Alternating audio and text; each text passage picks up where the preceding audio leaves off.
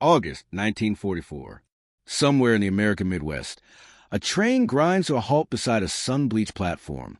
The doors creak open, and a line of German prisoners of war steps out, blinking into the blinding gold of late summer. Their uniforms hang loose on their frames, faces drawn and hollow, eyes shadowed by exhaustion and fear.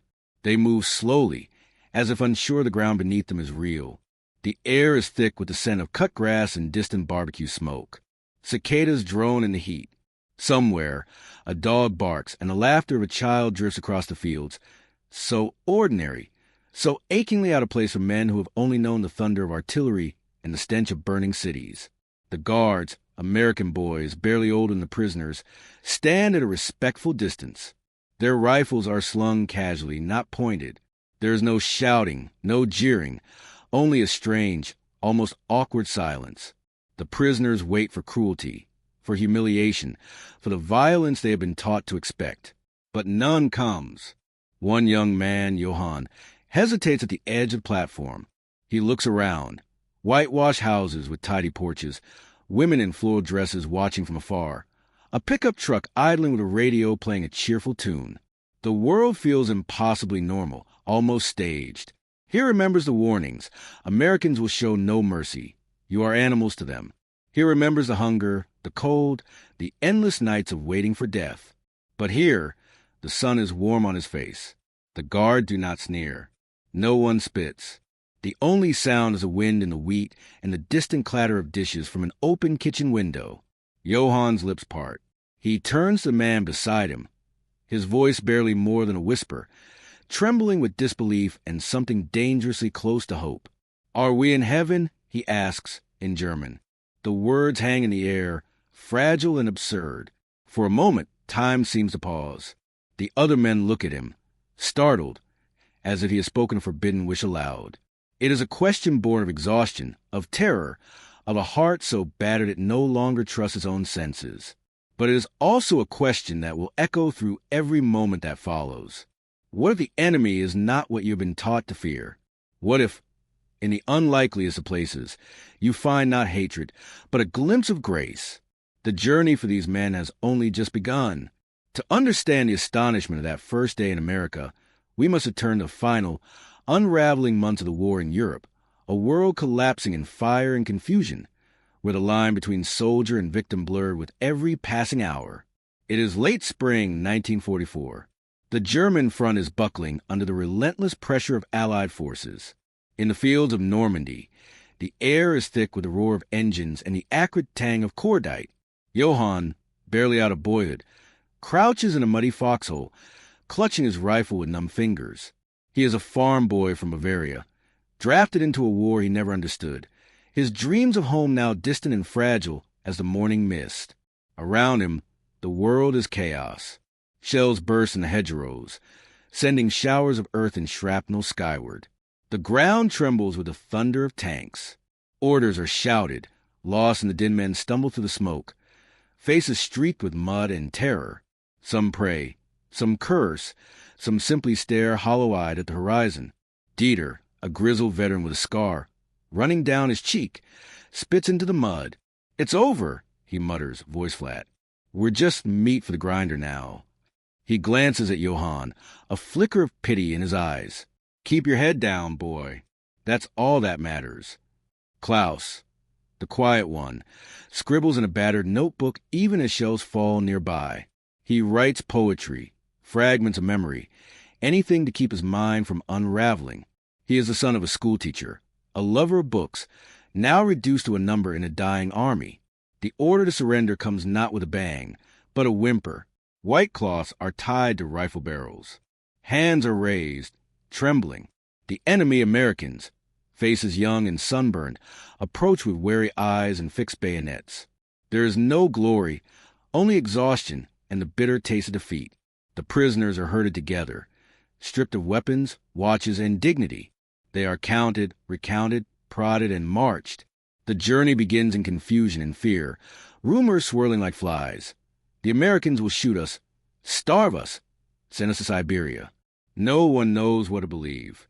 They are packed into boxcars, 40 men to a car, The doors slammed shut with finality that echoes in their bones. The air inside is stifling, thick with a stench of sweat, urine, and fear. Bodies pressed together, every movement a negotiation for space. The only light comes from cracks in the wooden slats, thin blades of sun that slice through the gloom. Johann clings to a scrap of bread, its crust hard as stone. He chews slowly, savoring each bite, trying not to think of home. Dieter leans against the wall, eyes closed, lips moving in silent calculation. How many days? How many miles? How many men will survive this journey? Klaus writes in the dark, his pencil scratching out lines of longing and regret.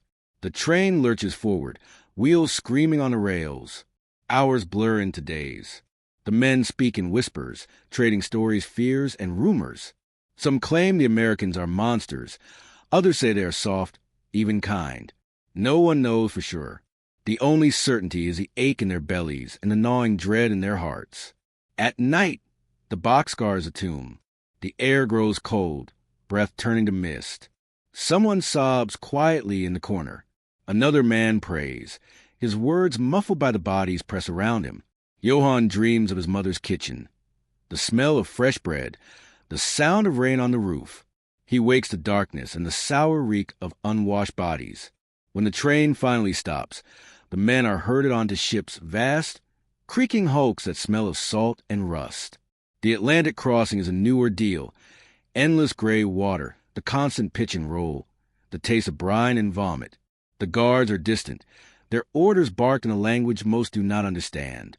The prisoners huddle together, seeking warmth and comfort in shared misery. Days stretch into weeks. The horizon never changes. Some men grow silent, retreating into themselves. Others rage, curse, or weep. Dieter keeps a tally of days scratched into the wood. Klaus writes letters he cannot send. Johann stares at the sky, searching for a sign, a promise that this nightmare will end. When at last the ships reach American shores, the men are thinner, paler, their eyes haunted by what they have seen, and what they fear is yet to come. They are marched off the ships, processed, tagged, and loaded onto trains once more. This time, the journey is quieter, the landscape outside the windows green and unfamiliar. Through it all, the machinery of war grinds on, indifferent to the suffering of men. Yet beneath the grime and fear, a stubborn ember of hope remains, the longing for dignity, for safety, for a future beyond the barbed wire. For Johann, Dieter, and Klaus, the journey is not just across continents, but across the boundaries of what it means to be human, in a world determined to strip that away. The train slows, its wheels screeching in protest as it pulls into a small town station somewhere in the American Midwest. The prisoners, pressed against the windows, peer out with a mixture of dread and disbelief. The landscape is nothing like the Europe they left behind. Here, the fields stretch to the horizon, impossibly green and unscarred by war. The sky is vast, a dome of blue so clear it seems to promise forgiveness. The doors open, and the men are ushered out into the sunlight. The air is thick with the scent of clover and fresh-cut hay, a sweetness that stings their nostrils after weeks of sweat, salt, and fear. Johann blinks, momentarily blinded by the brightness. He feels the sun on his face, warm and gentle, so different from the cold, gray drizzle home. He glances at Dieter, who stands stiffly, jaw clenched, eyes darting from the guards to the townspeople gathered at a cautious distance. Klaus, notebook clutched to his chest, seems lost in thought, his gaze fixed on a group of children playing tag near the station fence. Their laughter rings out, high and clear, a sound so innocent it feels almost obscene. The American guards are young, their uniforms crisp, their faces open and unguarded. One of them, a tall boy with sandy hair and a nervous smile, offers a canteen to a prisoner whose lips are cracked and bleeding. The gesture is met with suspicion, but the thirst is stronger than pride. The man drinks, water spilling down his chin, and hands the canteen back with muttered "Danke." Johann's thoughts tumble in confusion. This is not what he expected. He remembers the stories, Americans as monsters, as brutes, as men who would shoot a prisoner for sport. But here, there is no shouting, no violence. The guards speak quietly, their rifles slung casually, not pointed. The townspeople watch with a wary curiosity. some with folded arms and tight mouths, others with hesitant waves or even a smile. A woman in a blue dress stands on her porch, her arms wrapped around a small boy. She watches the procession with wide, uncertain eyes. The boy waves, and Johann, almost without thinking, lifts his hand in return. The woman pulls the child close, but does not look away. The prisoners are marched through the town, past neat rows of houses with white picket fences and gardens bursting with tomatoes and sunflowers. The sidewalks are swept clean, the air alive with the hum of bees and the distant clang of a church bell. It is a world untouched by war, and the contrast is almost unbearable. Johann's mind drifts back to the ruins of his village, the shattered windows, the blackened timbers, the silence broken only by the call crows. Here, life goes on as if the world has not ended. He feels a pang of envy, sharp and unexpected, followed by a wave of guilt. What right does he have to long for this peace, when his own hands have carried a rifle? Dieter mutters under his breath, "It's all a show. They want us to see this, to make us feel small." But even he cannot hide his wonder as they pass a grocery store, its windows stacked with loaves of bread, tins of coffee, and pyramids of oranges. The abundance is staggering. In Germany, even before the surrender, food was a memory. Here, it is everywhere taken for granted. Klaus lingers at the edge of the group, his eyes drawn to a library sign. He imagines the shelves inside, the smell of paper and ink, the promise of escape. For a moment, he allows himself to hope that he might one day step inside, that he might be more than a number, more than a prisoner. As the men are led into the camp, a cluster of low barracks surrounded by a double row of barbed wire, they are greeted not by barking dogs or angry shouts, but by the smell of baking bread and the sight of a baseball game in progress. American soldiers, off duty, laugh and shout as they run the bases. One of them, noticing the new arrivals, tips his cap in greeting. The prisoners are shown to their quarters, each given a bunk, a blanket, and a bar of soap. The guards explain the rules in slow, careful English, sometimes pantomiming to make themselves understood. There is no cruelty, only a kind of brisk efficiency, tinged with awkwardness. That night, as Johann lies on his bunk, the sound of America drifts through the open window, the chirp of crickets, the distant strains of a radio playing swing music, the soft murmur of voices in a language he is only beginning to understand. He feels the weight of the day pressing down on him, a strange mixture of relief, confusion, and shame. He wonders if he will ever feel a home in this place, if he will ever be more than a stranger in a land that seems impossibly to have forgiven him before he could forgive himself. In the days to come, the first impressions of America will linger in the minds of these men, shocking, disorienting, and for some, the first fragile seeds of hope. The days that follow are slow, bewildering tumble into a world that feels both impossibly foreign and strangely familiar. For Johann, Dieter, Klaus, and the other prisoners, the camp is not the hell they feared, but neither is it home. It is a place of contradictions, a liminal space where the old rules no longer apply, and every day brings a new collision with the unknown.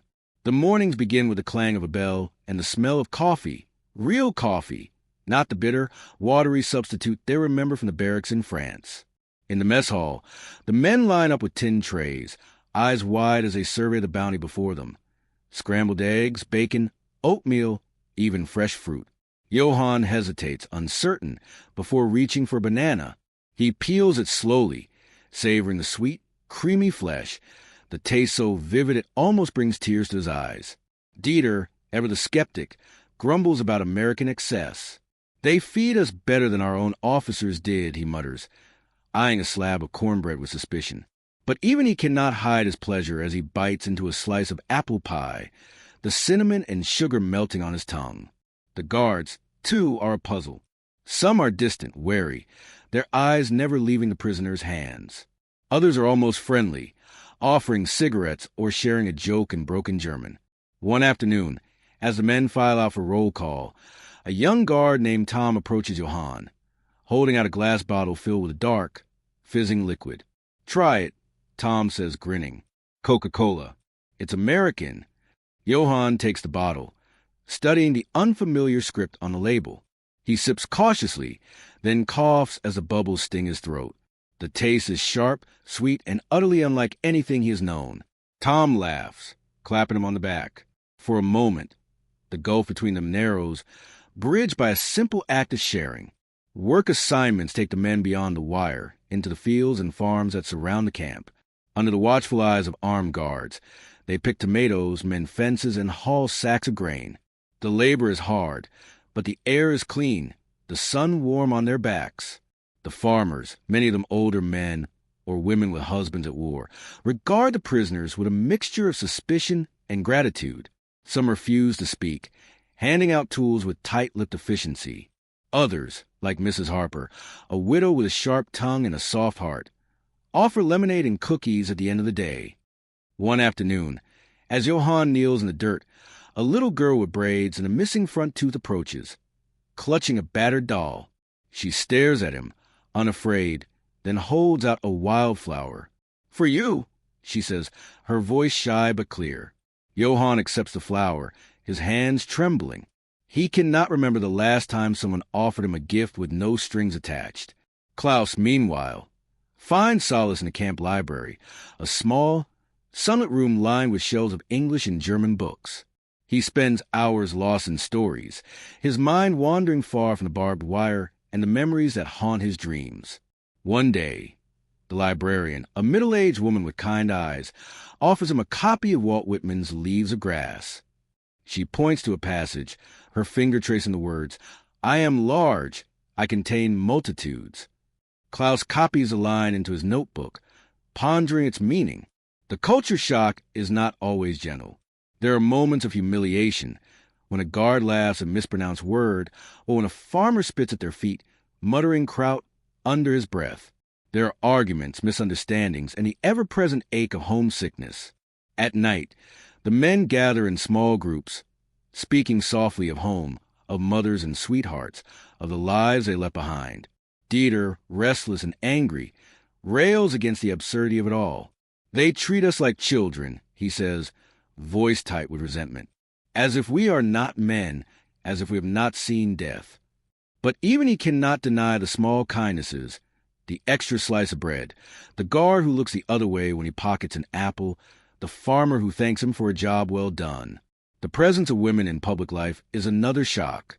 In Germany, the war has forced women into factories and fields, but here, they move with a confidence and freedom that is both alluring and unsettling.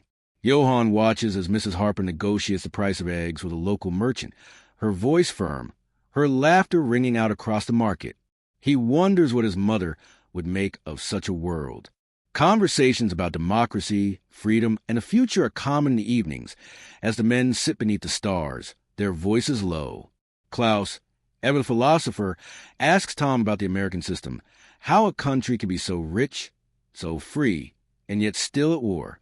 Tom shrugs, lighting a cigarette. "It's not perfect," he says, "but it's home." The process of rehumanization is slow, painful, and incomplete. The trauma of war lingers in every shadow, every sudden noise, every memory that surfaces unbidden. But in the ordinary rhythms of American life, in the taste of Coca-Cola, the gift of a wildflower, the laughter of a child, the men begin, tentatively, to imagine a future beyond the wire. In the end, it is not grand gestures or sweeping speeches that change them, but the quiet, daily acts of kindness and the realization that, even here, even now, they are still human. As the weeks pass, the routines of camp life settle into a rhythm, but beneath the surface, something is shifting. The barbed wire still glints in the sun, the guards still walk their rounds, but the invisible walls, those built from fear, suspicion, and propaganda, begin to show cracks. It happens not in grand gestures, but in the quiet, everyday moments when two worlds brush against each other and, for a heartbeat, recognize themselves. It is a humid afternoon when Johann finds himself alone by the fence, the air heavy with the scent of cut grass and distant rain. He sits on a splintered bench, rolling a cigarette with trembling fingers. The American guard on duty, Tom, leans against a post, watching the clouds gather on the horizon. For a long while, neither speaks. The silence is companionable, almost peaceful. Tom glances over, then reaches into his pocket and pulls out a pack of Lucky Strikes. He offers one to Johann, who hesitates, then accepts. Their hands brush, and both men look away, embarrassed by the intimacy of the gesture. Tom lights Johann's cigarette, the flame flickering between them. "You miss home?" Tom asks, his German clumsy but sincere. Johann exhales, the smoke curling upward. "Every day," he replies, his English halting. "But this place, it is not what I thought." Tom nods, staring at the sky. War makes liars of us all. For a moment, the fence between them is just wire, not a wall. They smoke in silence. Two young men caught in a storm not of their making. Elsewhere, Dieter is dragged, half against his will, into a baseball game organized by the guards. The rules are a mystery, the bat awkward in his hands, but the laughter is infectious. At first, he scowls, muttering about American foolishness. But when he manages to hit the ball, sending it arcing over the field, the cheers from both prisoners and guards are genuine. Dieter grins, surprised by his own delight. For a few minutes, he is not a prisoner or a soldier, but simply a man running for home. Klaus, ever the observer, finds his own connection in the camp library. The librarian, Mrs. Evans, is a quiet woman with silver hair and a gentle manner. She notices Klaus's hunger for books and, over time, begins to slip him English novels and poetry, sometimes with handwritten notes in the margins.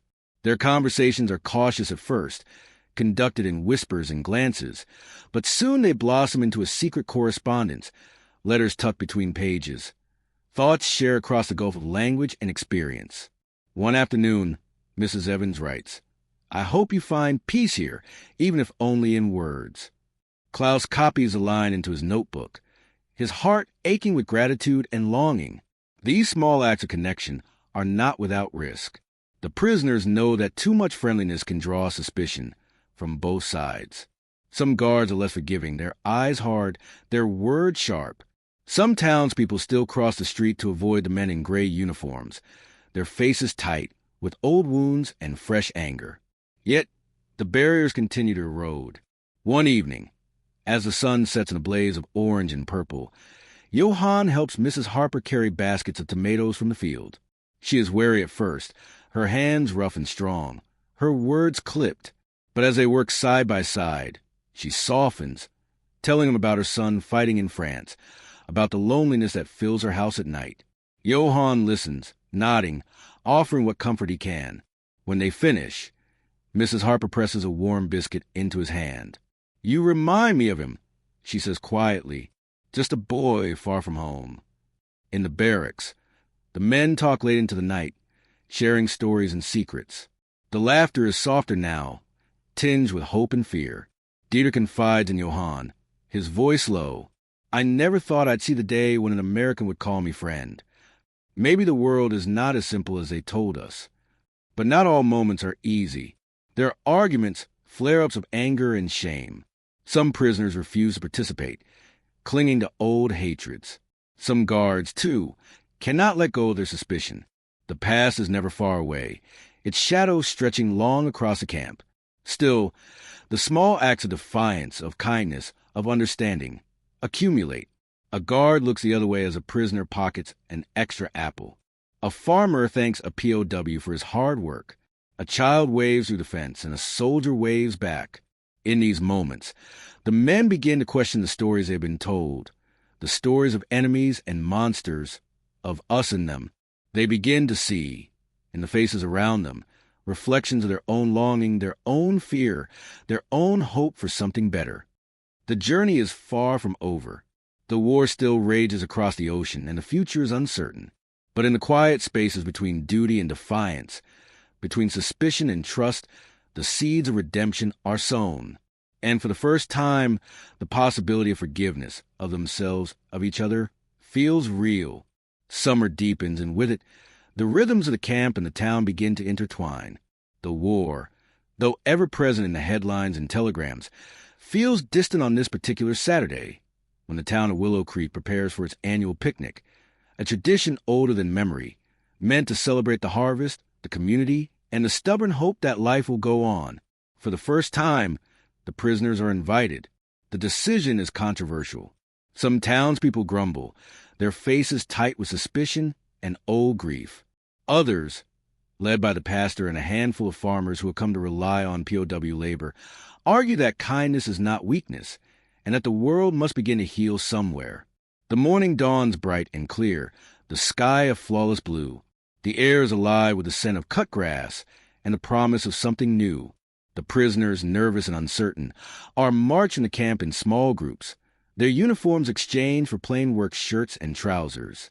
The guards walk beside them, rifles slung but hands relaxed, as if daring the day to be ordinary. The picnic sprawls across the town green, a patchwork of blankets and tables laden with food. Smoke rises from grills, carrying the mouth-watering aroma of sizzling sausages and burgers. Children dart between the trees, shrieking with laughter, their faces sticky with lemonade and jam. A brass band tunes up beneath a striped tent, the notes bright and hopeful. Johann stands at the edge of the crowd, heart pounding. He feels exposed, every eye upon him. Dieter hangs back, arms crossed, scanning the faces for signs of danger. Klaus, notebook in hand, tries to disappear into the background, his gaze hungry for detail. A group of local boys, emboldened by curiosity, approach the prisoners. One, red-haired and freckled, holds out a baseball glove. "Want to play?" he asks, his accent thick but friendly. For a moment, no one moves. Then Dieter, surprising even himself, shrugs and steps forward. The game is clumsy, full of laughter and wild throws, but the barriers begin to crumble with each shared joke, each high five. The food is a revelation. Plates are piled high with corn on the cob, potato salad, fried chicken, and pies of every description. Johann hesitates before the dessert table, overwhelmed by the abundance. A woman with kind eyes and flour on her apron notices his uncertainty. "Here," she says, slicing a generous wedge of apple pie and placing it in his hand. "You look like you could use something sweet." Johann stares at the pie, the golden crust still warm, the filling fragrant with cinnamon. He takes a bite, the flavors exploding on his tongue, sweet, tart, impossibly rich. Tears prick his eyes, unbidden. He looks up at the woman, searching for words. "Thank you," he manages, his voice thick. It is like home." She smiles, her own eyes shining. We all need a little home, now and then. Elsewhere, Klaus finds himself in conversation with the town librarian, Mrs. Evans. They speak of books, of poetry, of the strange beauty of a world that can hold both war and peace. She quotes Whitman, and Klaus responds with Goethe. For a moment, the war recedes, replaced by the quiet joy of shared understanding. Not everyone is welcoming. Some townspeople keep their distance, their faces closed. A farmer mutters about krauts under his breath. A teenage boy throws a stone, missing its mark but not its message. The prisoners feel the sting of these moments, the reminder that forgiveness is not universal, that wounds run deep. Yet, the day is filled with small miracles. A little girl offers Johann a daisy chain, her smile shy but fearless. Dieter, flushed with exertion, laughs with the other men, the sound startling in its freedom. Klaus, watching the sun set over the green, writes a single word in his notebook. Possible. As dusk falls, the band strikes up a waltz. Couples take the grass, spinning beneath the lantern strung from tree to tree. Johann stands at the edge, pie in hand, watching the swirl of color and light.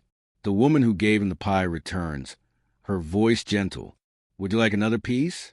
He looks at her, at the town, at the sky, painted with the last gold of day. The question rises in him, unbidden. The same question that haunted his first steps on American soil. "Are we in heaven?" he whispers, awestruck. She laughs softly, brushing a strand of hair from her face. "No, just Willow Creek. But sometimes, on nights like this, it feels close." In that moment, the boundaries between enemy and neighbor, between past and future, blur and dissolve. The picnic becomes more than a meal, more than a tradition. It is a promise, a fragile, resilient hope that, even after the darkest night, the world can be remade by ordinary acts of grace. As the lanterns flicker and the music drifts into night, the prisoners and townspeople linger together, changed in ways they cannot yet name. For Johann, for Dieter, for Klaus, The taste of pie, the sound of laughter, the touch of kindness. These become the memories that will outlast the war. The days after the picnic unfold with strange, quiet intensity. The air in Willow Creek is thick with the scent of late summer, ripe fruit, cut hay, the first hint of autumn in the evenings. For the prisoners, the memory of the picnic lingers like a half-remembered dream. The taste of pie, the laughter of children, the warmth of hands extended in welcome. Yet beneath the surface, the old wounds ache, and the questions that have haunted them since capture return, sharper than before. Johann sits on the steps of the barracks, a letter to his mother open in his lap. The paper is smudged, the words hesitant. He writes of the picnic, of the kindness shown to him, but the lines between truth and omission blur. How can he explain this place to someone who has only known war and hunger? How can he confess the guilt that gnaws at him? The guilt of surviving, of being treated with dignity by those he was taught to hate. He remembers the woman with the pie, her gentle smile, the way she spoke of home. He remembers the little girl with the daisy chain, the way her innocence cut through his defenses. He wonders if he deserves such grace. In the quiet of the evening, he finds himself praying, not for victory, not for escape, but for forgiveness. Dieter, restless and brooding, paces the perimeter of the camp. The baseball game, the laughter, the easy camaraderie of the picnic have unsettled him. He cannot shake the memory of the farmer's glare, the muttered slur, the stone thrown in anger. Yet he also cannot forget the guard who clapped him on the back, the boy who cheered his awkward run to first base. The world, he realizes, is not as simple as he once believed.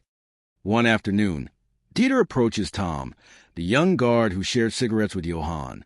The words come slowly, thick with pride and regret. "I was wrong about you," Dieter says, his voice low. "About all of this. I thought you would hate us." Tom shrugs, a sad smile on his lips. "Some do, some don't. War makes it hard to see straight." Dieter nods, the weight of years pressing on his shoulders. "I'm sorry," he says, the words foreign but necessary. "For what we did, for what I did." Tom looks at him, eyes searching. We all have things to answer for. Klaus, meanwhile, spends his evenings in the library, lost in books and dreams. The correspondence with Mrs. Evans has become a lifeline, a way to imagine a future beyond the wire. He copies lines of poetry, sketches the faces of his fellow prisoners, writes letters he will never send. In the quiet, he allows himself to hope for a life rebuilt from the ruins, a life where he is more than a soldier, more than a number. The American community, too, is changed by the picnic. Some embrace the POWs, bringing gifts of food and books, inviting them to church or to help with the harvest.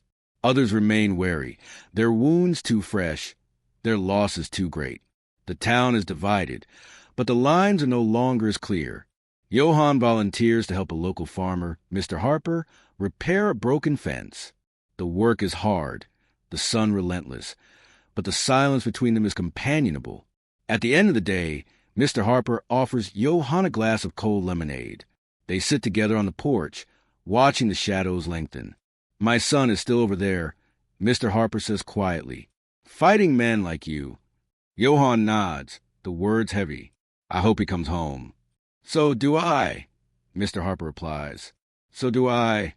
In the barracks, the prisoners talk late into the night. Some dream of home, of mothers and sweethearts, of a Germany that no longer exists. Others dream of staying, of building a new life in this strange, forgiving land. The boundaries between past and future, between guilt and hope, blur and shift. The aftermath of the picnic is not a simple story of redemption.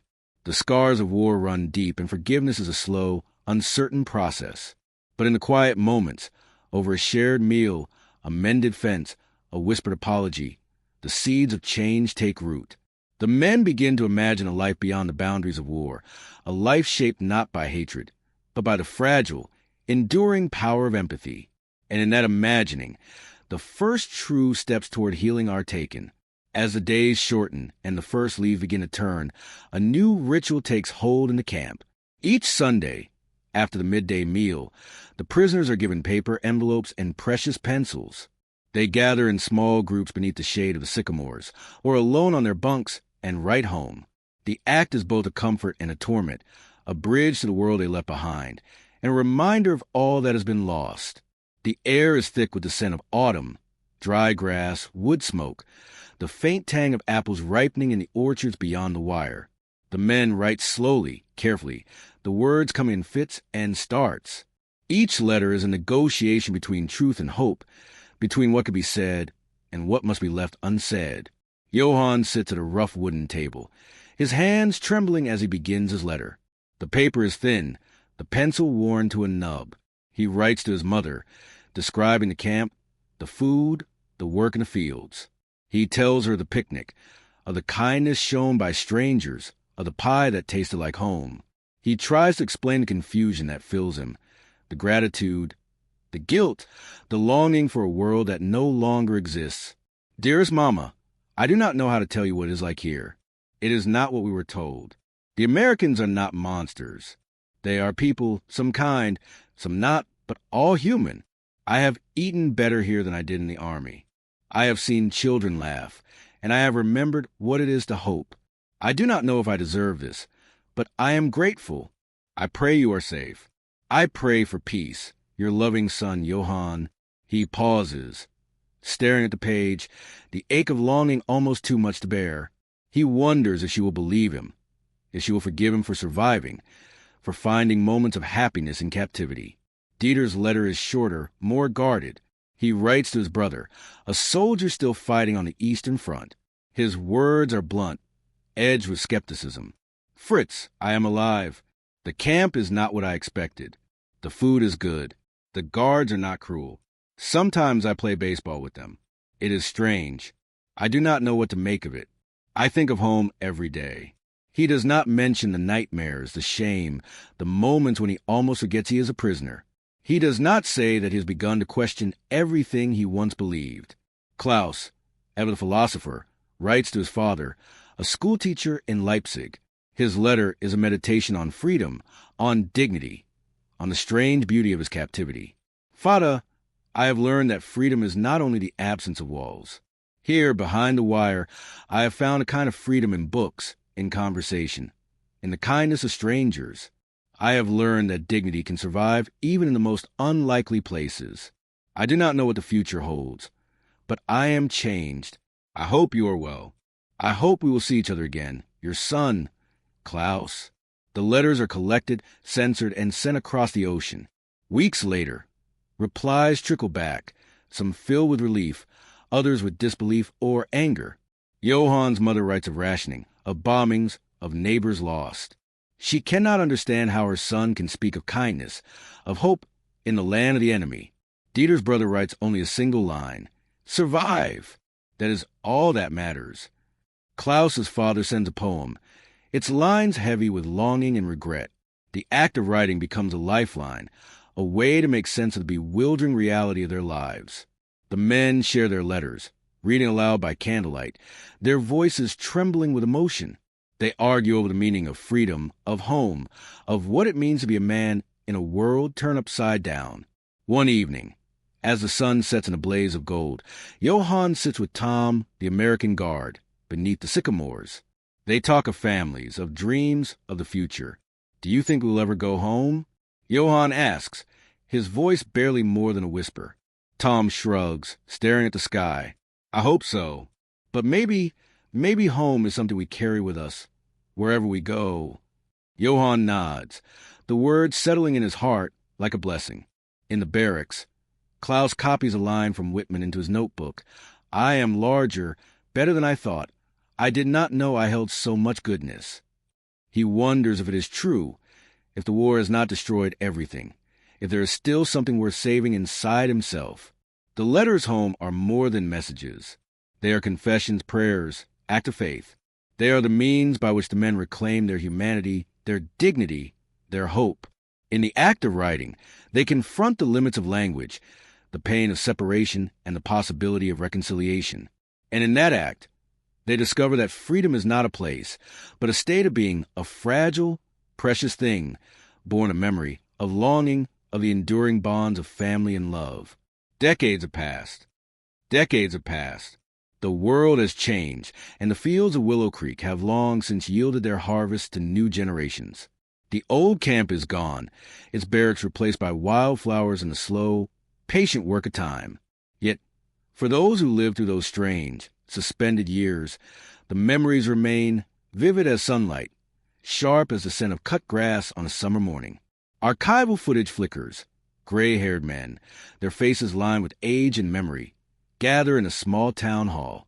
They speak in careful English, in halting German, their voices softened by the years. Some wear medals, others only the quiet dignity of survival. Photographs are passed from hand to hand. Young men in uniforms, arms slung around each other's shoulders, laughter frozen in black and white. Johann, now stooped and silver-haired, sits by a window, the afternoon light painting his face in gold. He holds a faded letter, the paper thin and fragile. His eyes are bright with tears, but his smile is gentle. "I never thought I would live to see peace," he says, his voice trembling. "But I did, and I learned that even in the darkest places, there can be kindness, there can be forgiveness." Dieter, his hair white and his hands gnarled, stands beside a memorial stone in the town square. He traces the names carved there, American and German, side by side. "We were boys," he murmurs. "We were enemies, but we were also just people. I wish I had known that sooner." Klaus, surrounded by grandchildren, reads aloud from his old notebook. He recites lines of poetry, his voice steady and clear. "I am large, I contain multitudes." The children listen wide-eyed as he tells them of a time when the world was divided, and how, for a moment, it was possible to bridge that divide. The question that once haunted their arrival, "Are we in heaven?" echoes now as something deeper, more enduring. It is not a question of place, but of possibility. Can grace exist in the unlikeliest of places? Can ordinary acts of kindness change the course of history? The answer, whispered in the laughter of children, in the letters kept for a lifetime, in the friendships that survived the war, is yes. As the sun sets over Willow Creek, the camera lingers on the faces of those who remember. There is sorrow, yes, for what was lost, but there is also hope for what was found and for what might still be possible. In the end, the true legacy of those days is not in the fences that once divided, but in the bridges quietly built, one act of empathy at a time. And in that, perhaps, we find our own echo of heaven.